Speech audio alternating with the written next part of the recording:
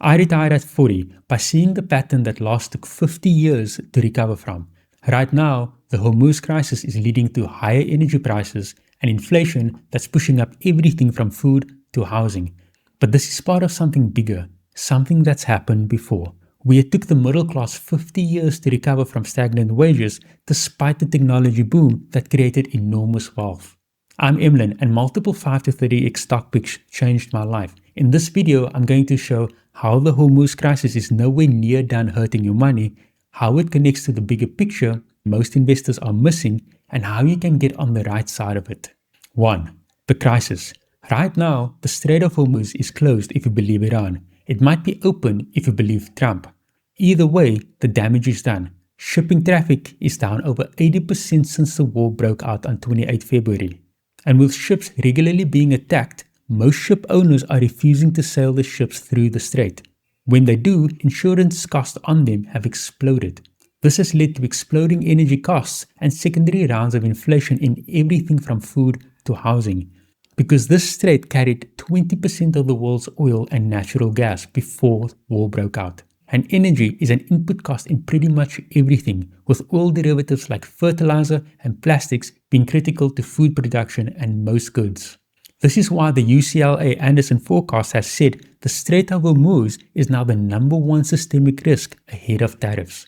And the US Federal Reserve has gone from planning to cut rates this year to possibly hiking them as a result. But that's not all. There's another layer of inflation no one is talking about.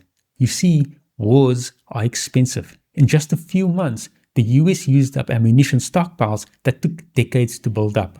And US President Trump recently asked for the defense budget to go from $1 trillion to $1.5 trillion to help rebuild it.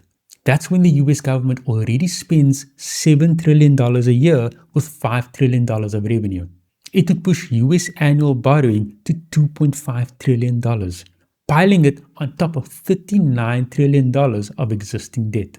A lot has been written about how the US can't repay their debt, that it needs to be inflated away. Inflation that comes when the US prints more money, something that's happened many times before. So the Hormuz crisis leads to an expensive war, which leads to more debt, which leads to more inflation because it's the path of least resistance to get rid of the debt. This affects pretty much everyone in the world, because the US dollar is the world's reserve currency. And most countries in the world, including China, holds US debt as part of the foreign currency reserves. It's the most widely accepted currency when traveling, and ordinary people all over the world will use US dollars when their own currency is unreliable. Being the bedrock of the global reserve system makes it easier for the US to print new dollars in the same way a company issues new shares when it needs cash. It's this effect, the inflating away of debt, that actually destroys your long-term retirement planning because most people rely on some kind of compound interest to save. They just don't realize that they can never keep up with inflation and taxes. So irrespective of whether the strait is opened or closed, or that oil prices have dropped on hopes of a peace deal, the expensive war and the debt that needs to be issued for rebuilding weapon stockpiles pretty much locks in years of inflation. 2. The bigger picture. The Hormuz crisis is part of something bigger that's happening. Most people already feel this, but they can't put their finger on it. Because why is the cost of living going up and the traditional way of saving failing when enormous amounts of wealth and growth is coming from things like tech and AI? This problem of stagnant wages, conflict, and an economic boom at the same time is not the first time it's happened. The last time it did, it took the income of the working class 50 years to recover. And by working class, I don't mean blue collar. I mean anyone who, if they lost their job tomorrow, they would lose their livelihood. The people who rely on their paycheck and saving a portion of it for their future retirement.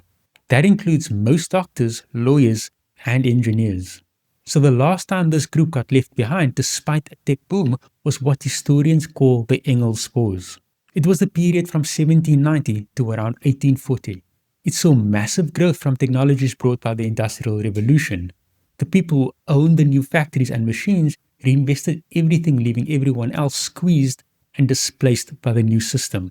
And we had conflict like the Luddite Risings, where people destroyed the new industrial machinery, the Opium Wars that allowed Britain to win because they industrialized first, and the Napoleonic blockades where Europe's powers weaponized trade routes, closing ports and blockading commerce. I can go on, but the theme here is while the technology revolution did not directly cause these conflicts, it acted as an accelerator and redistributed geopolitical power. Iran, being able to challenge US strategic dominance in the Middle East with cheap drones, is an example of this. But most importantly, the owners of the new technologies were able to quietly pull away and sometimes even benefit from the conflict. Like today, renewable tech is benefiting from the supply of oil becoming unreliable. Today, the world isn't fighting over who owns the data centers. It's fighting over oil because shortages could lead to Luddite-like uprisings. Maybe not violent, but to a wave of different governments facing elections. And the world is fighting over Hormuz, one of the most important strategic and geopolitical flashpoints in the world.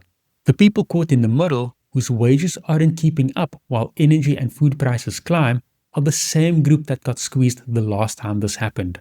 The difference is, last time they didn't see it coming. This time, you can. 3. What do you do? The first thing is to recognize what's going on. The Hormuz Crisis is a flashpoint in a cycle of conflict and change that has been boiling up for a while. This change is mostly technological. And another name for the one we're going through is the Fourth Industrial Revolution.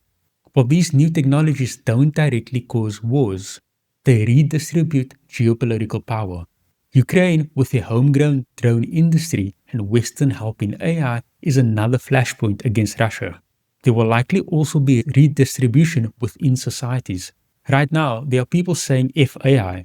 That has echoes of the Luddites smashing the new machines over 200 years ago. But it threatens to leave millions behind with stagnant wages in a similar way to then. When I saw this pattern, technology redistributing power, conflict accelerating, the middle getting squeezed, I knew my money had to go into what would be valuable in the new world 10 years from now. And what I put my money into would have to be robust to this period of conflict and change. Fortunately, if you follow a principles-based framework, it becomes clear which companies are robust to conflict and are part of the change. This is how I picked Tesla. Because of climate change, EVs were a necessity. And it's the most vertically integrated US manufacturer, making it robust to geopolitical tension. I bought it at $15.80 in June 2019. I bought Palantir at $9.26 in 2022 and sold it last year at $123.95. They were one of the best AI companies to own. This is also why I bought Bitcoin at $19,000 in 2022. As I explained earlier, inflation is here for years to come. And it's also why I bought SoFi at $6.76 in 2022. They're a great fintech bank, and finance is due for disruption in this change.